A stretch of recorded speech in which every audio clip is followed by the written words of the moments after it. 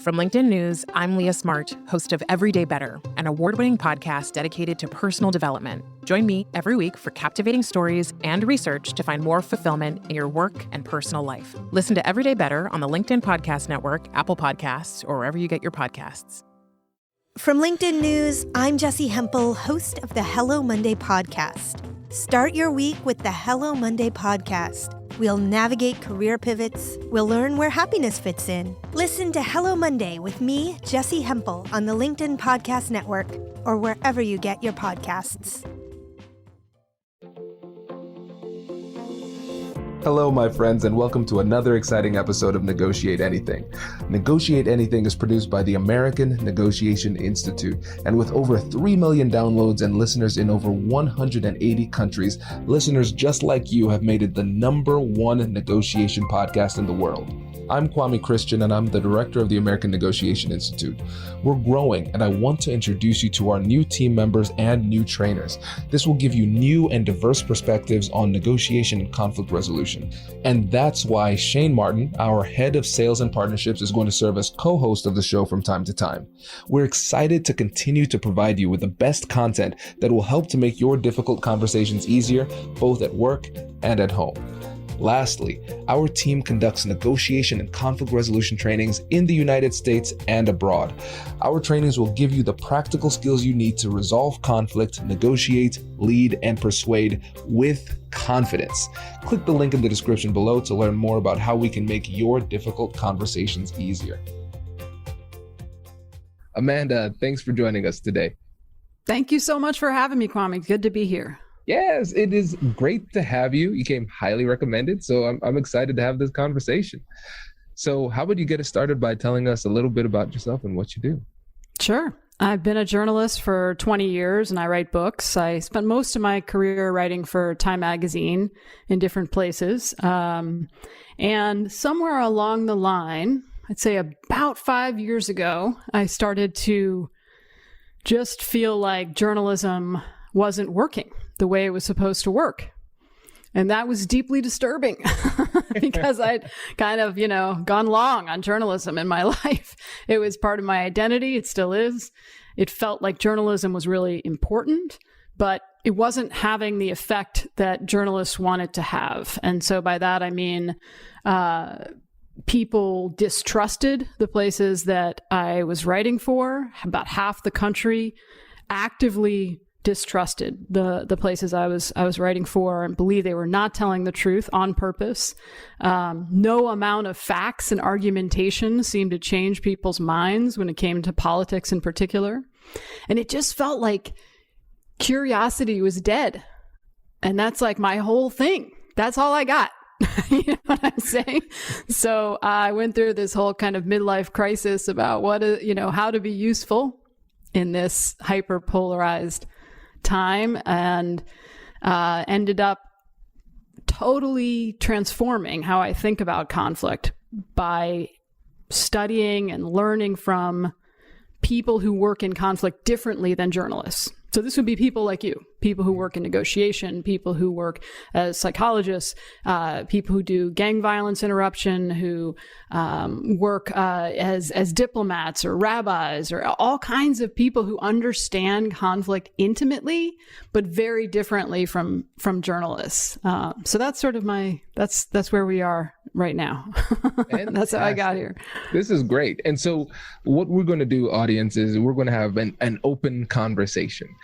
Speaking of curiosity, I'll just mobilize mine and we're going to dig deeply into your experience and your perspective here and kind of break the typical flow of a standard episode. And so I think what would be interesting to do is explore that transformation that you had. So you said that you started to see conflict differently. Can you describe how you saw it before versus how you see it now? Yeah, so forever, since I was a baby journalist working for David Carr, who was my editor at Washington City Paper, I was a brilliant editor, a very generous, larger-than-life person. He and every editor told me, you need conflict in every story. It was like just taken as a matter of fact. You need conflict, you need characters, right? That's what makes a good story, is that tension. So I think, I always figured I was very comfortable with conflict, that that's like my bread and butter, right? Is conflict. I covered crime. I covered education, which actually had a lot of conflict. I covered terrorism and disasters for many years. But then one day I was interviewing a woman who used to be a journalist covering politics on Capitol Hill and then became a conflict mediator. So totally changed her career. So she went from, the belly of the beast covering Congress to trying to help people through conflict. So I asked her, let's say you were forced to go back to journalism, what would you do differently? And she said the most surprising thing. She said, I would go deeper into conflict. And I said, what? Because people are always, it seems like, the public is always mad at journalists for doing too much conflict, right? So here she was telling me, no, we're not doing enough. And she said the thing that she'd learned is that journalists often hover around conflict, right? And they sometimes inflame conflict, intentionally or not. But they don't kind of go into it or get underneath it and try to really ask different questions and understand like what's really going on. Often it's like they're watching a tennis match, right? He said this and she said this and back and forth and back and forth. And then can you believe it? He said this. And no, you're never really kind of getting to, what you and your colleagues might call the interests, right? You're just at the sort of position level. Do I have that right? Am I using the right? Absolutely. So the things that negotiation researchers have known for a long time, I'm not sure journalists always know. So journalists know a lot about fear and storytelling and emotion and those kinds of conflict emotions, but not a lot about how to get underneath the conflict and figure out what's really going on, and about the psychology of human behavior in conflict. Typically. I mean, there are, exceptions, obviously, but in general. That's fascinating. And so it sounds like now in your journey, digging into conflict, what you're doing is you're exploring it on a deeper level. So you're getting a better understanding of, let's actually use the journalistic terms that you described, like the characters in this play, but you're getting into their roles. You're finding out what those motives are and why they do what they do. Am I understanding that right? Yeah. And even goes down to the technique. So in all the years I spent writing for national outlets, nobody ever coached me on interviewing. Nobody ever listened to me interview anyone. Nobody ever gave me feedback about interviewing anyone. I got a lot of feedback on my stories, right? On my drafts of stories, but not on the process. So along the way, and when I was going through this whole existential crisis, I got some mediation training, right? And early on, of course, there was training in active listening techniques. And my immediate thought was, well, I know how to listen. I mean, this is what I do, right? I interview people. It's been, it's actually the most ridiculous privilege of my life is that I get to parachute into people's lives and ask them, pretty deep questions.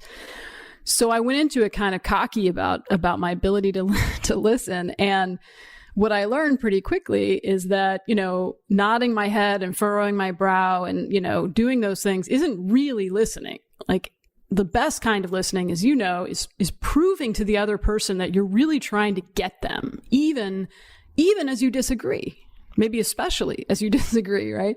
And so you have to literally prove it by distilling what they've said into the most elegant language you can muster, playing it back to them and checking if you get it right, which was very different from how a typical interview would go, right? So that probably is the thing that's changed my day-to-day life the most, professionally and personally. Like every interview I do, I tend to loop people. I call it looping because I trained with Gary Friedman, who's a mediator who teaches looping for understanding, but it's just another form of active listening, right? Absolutely. And I like this because one of the things that I talk about a lot in the trainings is the fact that it's not enough to listen. You need to prove that you're listening. It's like you're playing a game where the other side is also the referee. right? They get to determine whether or not you scored in terms of listening. And so when I always ask them, just invite them to correct me. So correct me if I'm wrong, but it sounds like you're saying X, Y, Z. Is that right? Good. And I'll keep on doing that until I get my point. And so what ends up happening is, for the other side, it sounds like you're a generous listener, and it seems as though you're really interested in learning more. And that, in fact, encourages them to share more too, because we often talk about active listening as a skill, right? I think that's important too, but we don't recognize just how important it is as an encourager, because it changes the way that people share when you change the way that you listen. Totally. Amen to that. I mean, I think I actually wish there was a different word. Like, the word listening feels a little too small for what it actually is. So I don't know if you come up with a better word. I haven't, but Joe Navarro did. And so in his episode, everybody check that out. I think Maria, our head of content and marketing, came up with a cool title. So I don't know what it is. It's Skills Booster, something like that. But with Joe Navarro. And he said, active listening is garbage. Don't throw active listening out the window. I was like, Joe, no, what happened? And he said, this is what it is for me. He said, it's benign curiosity. Huh. Interesting. Benign curiosity. And so it's like, if you go to a different country, you want to hear about somebody's trip. Oh, what do you do? Oh, that's really interesting. Tell me more about that. Oh, that's fascinating. And so you ate that food. How did it taste? I've never heard of it. Oh, that's really, so it's almost like childlike curiosity, where I just want to absorb information, and it strips the judgment that that's often associated with our tone when we disagree. And it goes back to what you said. I genuinely want to understand you, regardless of whether or not I agree. Does your company invest in professional development training?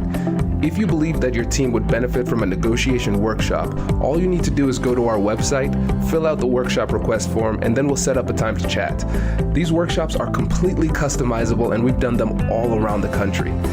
Negotiation and conflict resolution skills are beneficial across all professions, but they're especially useful in procurement, purchasing, sales, sourcing, and contract management. Our calendar is filling up quickly, and we even have some workshops scheduled for next year. If you think you might want one, I'd suggest reaching out soon so you don't miss out. Check out the link in the description to learn more, and we will be right back after this.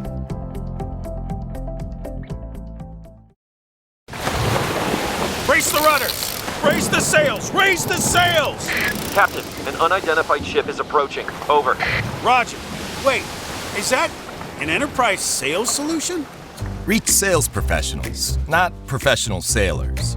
With LinkedIn ads, you can target the right people by industry, job title, and more. We'll even give you a $100 credit on your next campaign. Get started today at linkedin.com/marketer. Terms and conditions apply. Right. It's like an anthropologist might interview you, as opposed to, your mother. Like, they just genuinely, there's no judgment, Yeah. No, it's so true. And I mean, I think, to your point, that the piece of it that I didn't know, at least, and I've now trained, hundreds of journalists on this, and there's also a learning curve typically for them, is what happens afterward. So in order to listen, people need to be heard. So it becomes this game of chicken, right? Like, who's going to listen first? And if you, as the journalist, prove you're really trying to get this person, not agreeing, but trying to get them, and they see that, it changes everything that happens next. So Guy Itchikoff has done some really good research on this, where they've found that once people feel heard, they say less extreme, more nuanced things. So think about the implication for journalism, right? Like, if I'm interviewing someone and they don't feel heard, which is most of the time for most people, in life, then they're going to keep saying more and more extreme things. But if they do feel heard, they're going to reveal a little bit more ambivalence. They're going to be a little bit more open to other information, even information they maybe don't want to hear. So it is like the skeleton key to conflict, right? It is this whether we call it benign curiosity or, I think Chris Voss calls it tactical listening. And so whatever that is, proving to someone that you are really trying to understand them is just a magical power. I mean, it really is. Absolutely. And it's so funny that people often think so tactically about these conversations about how to persuade somebody, and they're trying to do these different psychological approaches. And those have their place for sure. But the reality is that in the vast majority of these conversations, if you just approach it with some curiosity, ask great questions, and listen effectively, people have a miraculous ability to change their own minds without you having to do very much. Yes. And they're the most persuasive person, right? As you've said on this show, like, I think nobody is going to persuade you as well as yourself. So especially in conflict, right? When people are dug in, when there's emotion involved. So that is the trick, though, is like, how do you sustain curiosity in yourself, right? Even when everything in you wants to believe you know what they're going to say next, and you know who they are, and it's not good. Do you know what I mean? Like, I don't know. How do you do that yourself? So for me, I have to think very strategically about who I am, and it's going to be different for different people. And I've mentioned it on the podcast for a while. For people who have listened for a while, they're probably going to find this really fascinating, because I had the first guest on who talked about strengths in like 2018, 2017. And I said, you know what? I need to take a strengths finder test. Had another guest on 2 years later. You know what? I need to take a strengths finder test. Well, I finally took it. Okay. And so here were the results. When I showed it to my friends, they were shocked. And so number one for me was competitiveness. I am very competitive. So that wasn't surprising for me. 7 out of the top 10 were strategy. So very strategic, not surprising. I've played 16,000 games on chess.com. That's how I unwind. And so I that wasn't surprising. Now, what was surprising is that we got the full report, 34 strengths, saw 1 through 34. Number 34 was empathy. Empathy was dead last. And so for people who have listened to the show and hear the way that I approach conversations, that would probably be shocking, because I talk about it all the time, but it helped me to recognize empathy as a skill. And it helped me to understand why I'm able to listen and empathize well is because I'm competitive, and I recognize it's the best strategy to be effective. And I listen competitively. Because I turn it into a game for myself. So I say, I have no clue where this person is coming from at all, but I bet I can ask questions that are so good and listen so well that I can figure it out. And so I'll stay in that mode for like 30, 40 minutes, just focusing completely on them, because I know, I'm like, Kwame, you practice this skill a lot. I know you can figure this out. And so it turns into a conversation that's very generous and completely focused on them. And for me, it's a game that I play to focus on them, because I know I have a tendency to get competitive in a way that could be detrimental. So I take that competitive nature and turn it into something more benevolent, more charitable, and more generous in terms of listening. Oh, wow. So maybe we have a better phrase here. It's competitive listening. Yeah.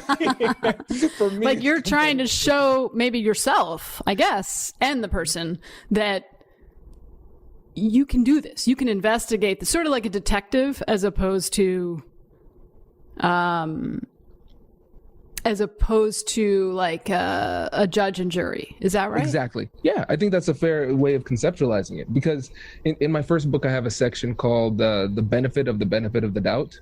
And so the way I go into these conversations is I genuinely believe that this person is doing the very, very, very, very, very best they can, given their perspectives, their understanding, and their skill set. Now, depending on who they are, that might not be very good in this moment. And so it helps me to be more productive during the conversation. And so for me, I say, I bet this person didn't get up and say, I'm planning on being evil today.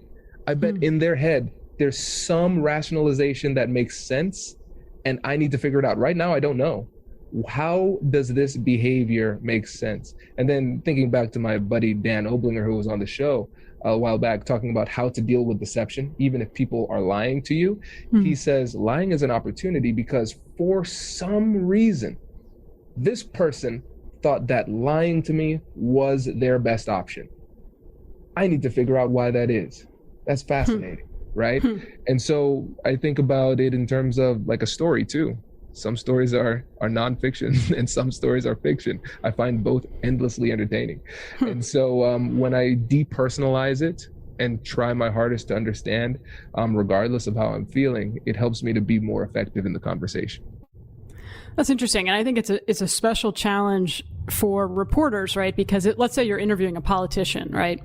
You kind of go into it with the exact opposite mindset. Like, it's like, this person is lying to me on purpose. Everything they say is suspect.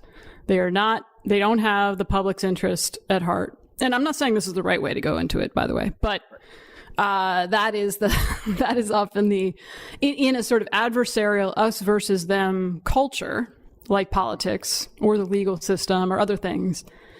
It's the opposite, isn't it? It's the opposite assumption. And it's sort of designed to give you what you expect. On the other hand, right, there are, like, when I interview politicians, they are not, I mean, they have an obvious reason not to tell me the unvarnished truth, right? Exactly. Like, so, but there's a reason, to your point, and that's always worth considering. Like, what is it they're trying to convey and why? Yeah, exactly. And I think really it's going to be different for different people, because there are going to be some people who are very low in competitiveness and they will hear what I said and they would say, that is repulsive. I mean, why do you think in that way? That's very strange, right? And I think what it is understanding who you are and what works for you, understanding your unique triggers as well, because if you get triggered and emotional, then it's going to affect the way that you listen. And when your ability to listen effectively is impacted, then it affects your ability to encourage them to share information. And when it comes down to it, negotiation is an information game. And so I know I cannot be effective without appropriate information. And so there's some information that I can only get from them. So it helps me to see a lot more value in the way that they're approaching it. Yeah, it's tricky because it is like, I appreciated this. I think you've said this in the past on a podcast, that what we're asking people to do is not normal. Like, it's not normal to hear something that you find offensive or threatening and get curious about it. Exactly. And I think it's good to it was helpful to me to just have that acknowledged, and acknowledge that you actually can practice it enough that it becomes more automatic. Would you agree? Absolutely. Yeah. And I think you're a great example of that too, because you have an entire career of listening differently than you do now. And you were able to make that transition. Yeah. Yeah. And you have to practice it. I mean, it's not, to your point, it's not natural, evolutionarily or otherwise, to get curious in a situation where you feel triggered. So I think, practicing it. I actually find when I tell people about, looping or active listening and train journalists, I'm like, practice it with your kids. If you have little kids, it's a great way to practice it, because they're always coming at you with some complaint or emotion, right? Like, that's what they do. And if you can distill it for them and play it back and check if you got it right, you find like half the time that's all they wanted. That's actually all they wanted. And then they'll go do the thing that you, as opposed to arguing with them or ignoring them or ordering them, or, sometimes it's actually much easier to just make them feel heard.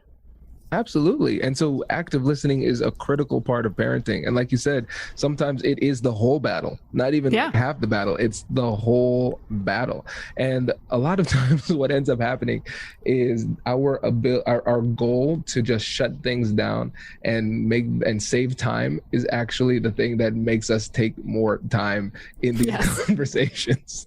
Yeah, we're like, I don't have time to like make you feel heard. But it turns out it's like much faster. Journalists often say this to me. They're like, yeah, this is all good, but I don't have time for that. Like I'm on deadline. And what we work on is, sometimes being curious does take more time, but the listening thing we're talking about does not necessarily take more time, and it can save you a lot of heartache.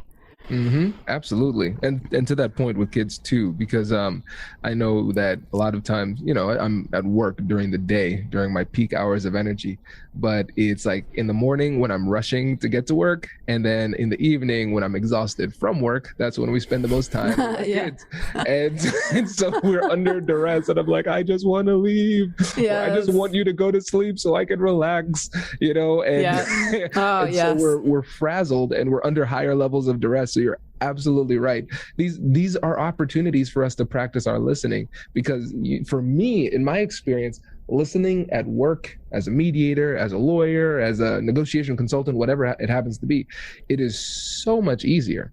But the more personal the relationship becomes, the more difficult it is to execute. Yeah, I'm the absolute worst at the most important arguments I have, which are with my husband. Right. I actually find the kid thing a little easier depending on the situation, but because they're kids. I mean, they're irrational. Like you don't expect them to be like, adults. And you have a lot more power. I mean, honestly, right, in that situation. So yeah, that's something I am constantly working on. But again, the more you practice it in those easier, conflicts, the easier it gets in the harder ones, right?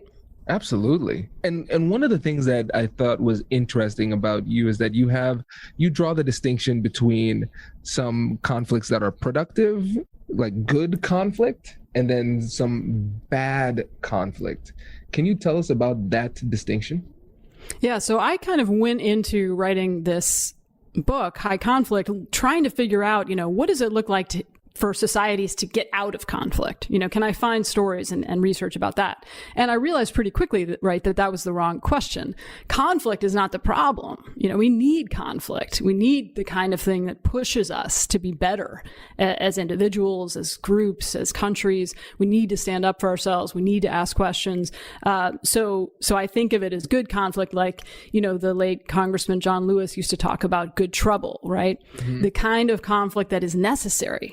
Like good trouble is the kind where you can get angry, and it can be stressful, and it can be hard and unpleasant, and questions get asked. And you can actually see this in the data, that in good conflict arguments, more questions get asked and there's more satisfaction afterward. And even if no one changes their mind, there's more movement in the emotion. So in good conflict, you experience anger, frustration, impatience, annoyance, fear, sadness, but then like glimpses of humor, understanding, surprise, and then back to anger, frustration. So it's like a galaxy of emotion as opposed to just one or two where you're really stuck, right? And I think that movement, that sense that you're going somewhere, is the distinguishing feature, right, of good conflict. Whereas high conflict, which is typically more unusual, but now seems to be everywhere, is the kind where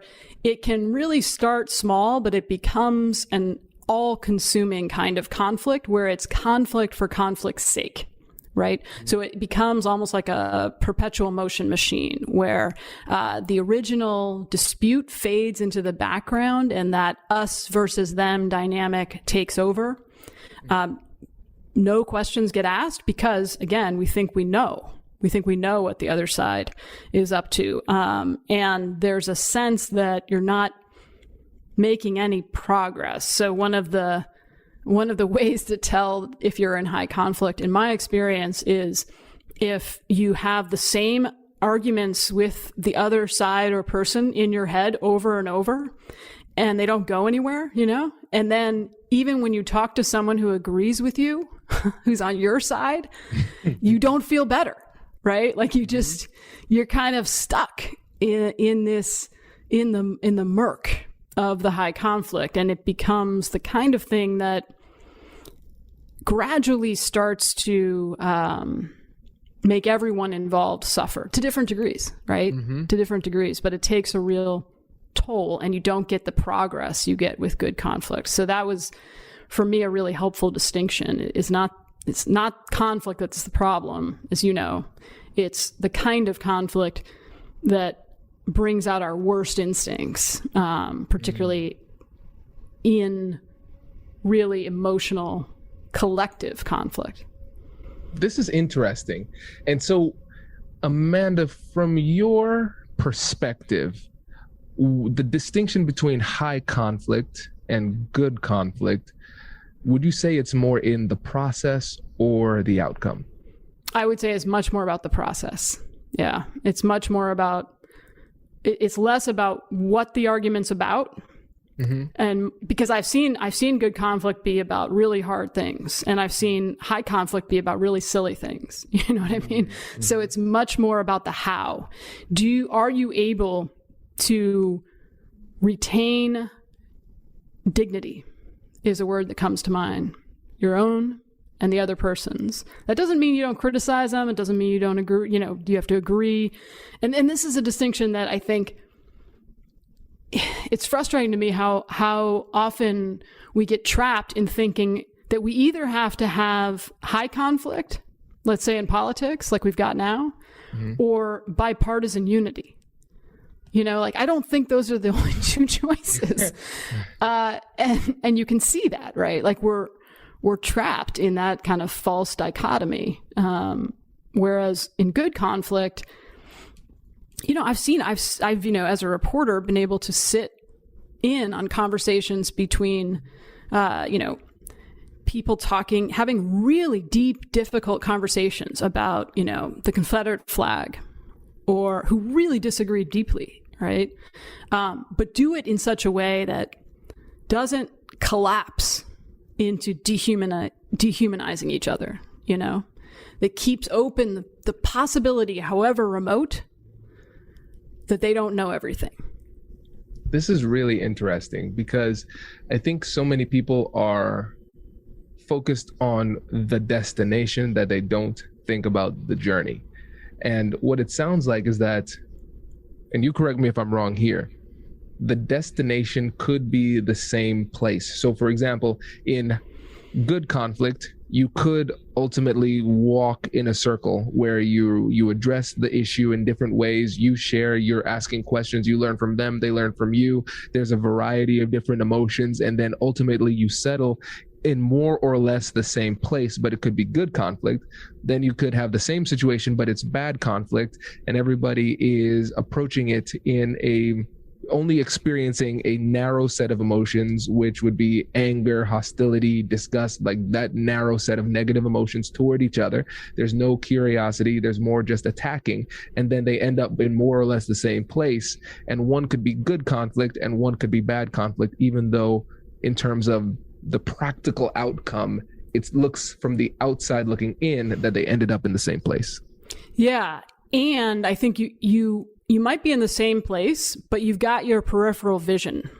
Like, so in good conflict, you can see things that you miss in high conflict, right? Like, just as a quick example, right now, Democrats think that there are twice as many Republicans who have extreme views on various things than actually do, and vice versa. Republicans think there are twice as many Democrats who have extreme views. Also, both sides dramatically overestimate how much the other side hates them. Right? Wow. Yeah. So you see how that changes your behavior, right? I mean, you'd vote for anyone to avoid having someone in office who hates you. Mm-hmm. Okay. Yeah. So those are mistakes that you make in high conflict all over the world. I mean, it's just a very human, you lose your ability to see things clearly. And that's true always, right? We all have biases and, you know, blind spots, but it gets worse when you're in that constant state of feeling threatened and also feeling morally superior. It seems as though in good conflict, it should be a transformative experience for everybody involved. Even if you end up in more or less the same place, like nothing changes. Something could change in good conflict for sure. But even in a situation where we more or less stay in the same place, I could leave the conflict different than I started because I say, you know what, because I asked questions and learned from you, my perspective has changed in a way that helps me to see the situation more holistically. And so it's not a situation where I now agree with you, but I can understand where you're coming from and I'm better for it. Exactly. Yeah. And I think it makes you more effective in your quest, right? Because you understand the dialect, the moral dialect the other person is speaking better, right? So when an opportunity arises, maybe it's a year from now, maybe it's 5 years from now, when an opportunity arises, you can see, oh, this actually might work because it actually speaks to the other side's moral values, which I don't agree with, and mine. Right? Mm-hmm. So you're able to see opportunities that otherwise get lost. Because, the thing about high conflict is you end up fighting about a lot of stuff, only some of which matters, right? Yeah. And so you waste a lot of energy.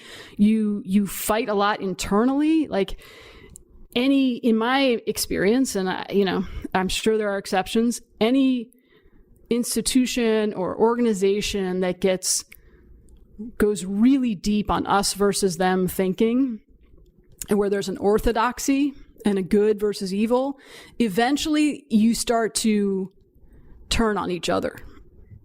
So there's this real danger in I ended up following a bunch of people who had shifted from high conflict to good conflict. And in every single case, so a politician in California, a former gang member in Chicago, an activist in England, in every case, in high conflict, they start mimicking the behavior of their adversaries without realizing it. So they do the thing, that they went into the fight to stop. So the politician went into politics to make it less toxic and more inclusive. And in a matter of months, he was making it more toxic and less inclusive because he was sucked into the magnetism of high conflict. So that's the real diabolical danger of high conflict, is that you start to harm the thing you care most about, usually without realizing it.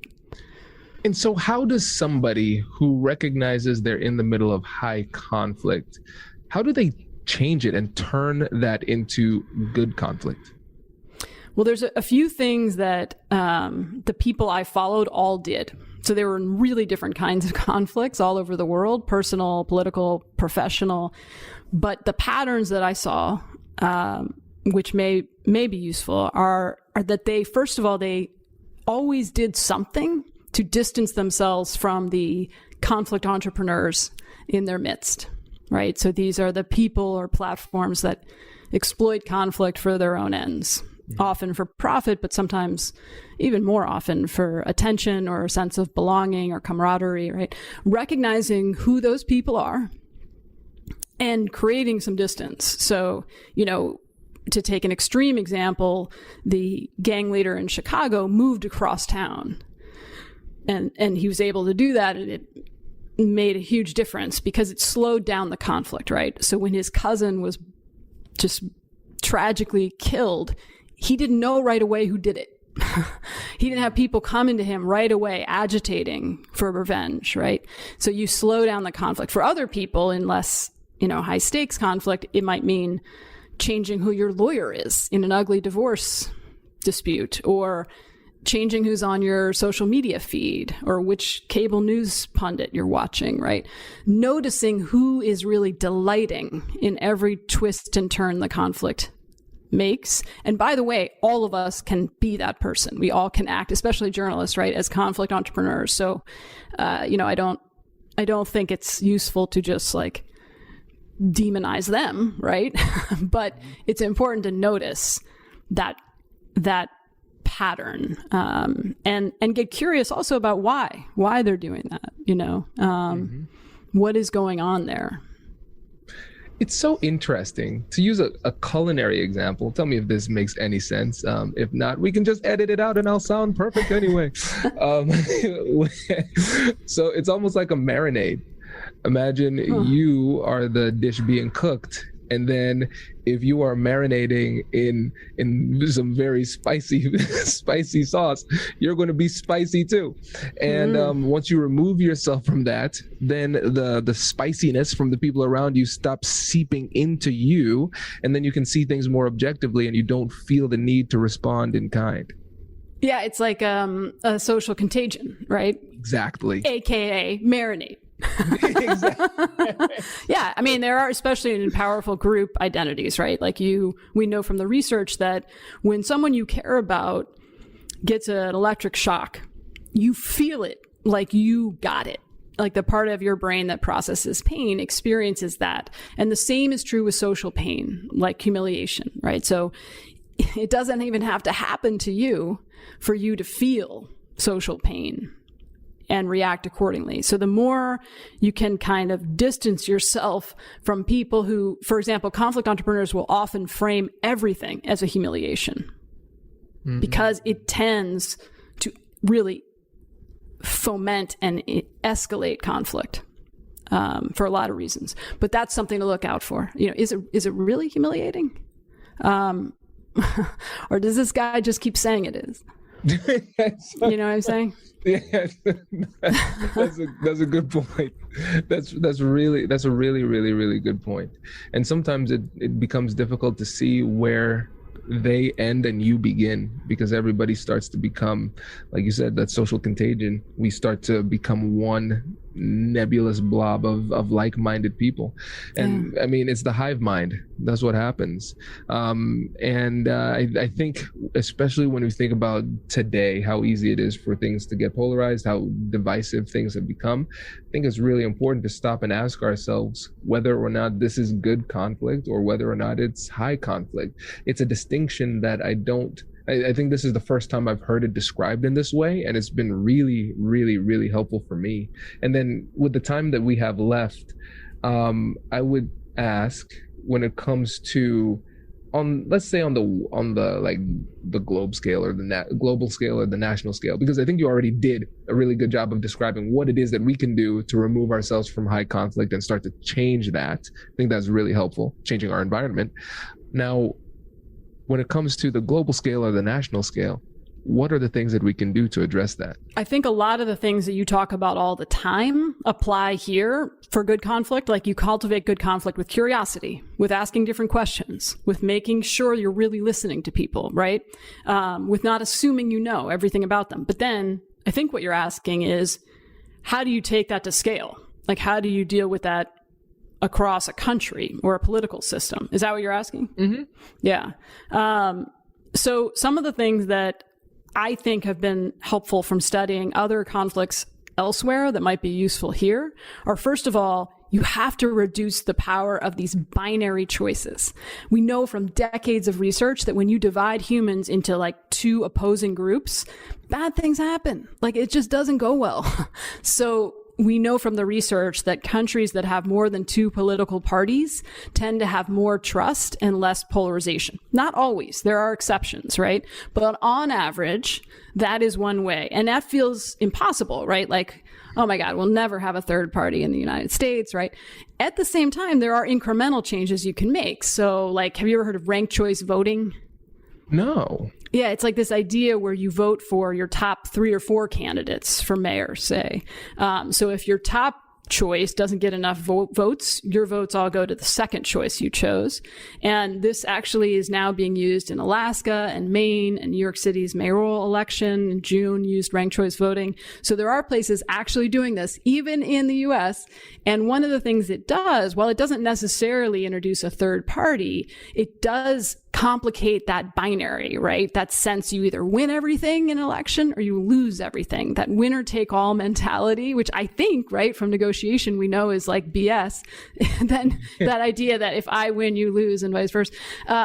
That's what it does, is it sort of, and it has this really intriguing effect on the candidates, right? Because if they're worried about being your second or third choice, they're not as incentivized to castigate their opponents, right? Because, you know, if you're a supporter of their opponent, they don't want to insult you because you know, they want you to pick them as your number 2 or 3 choice. So it complicates those kind of arbitrary, oversimplified stereotypes we make of the other. I think that's a great point.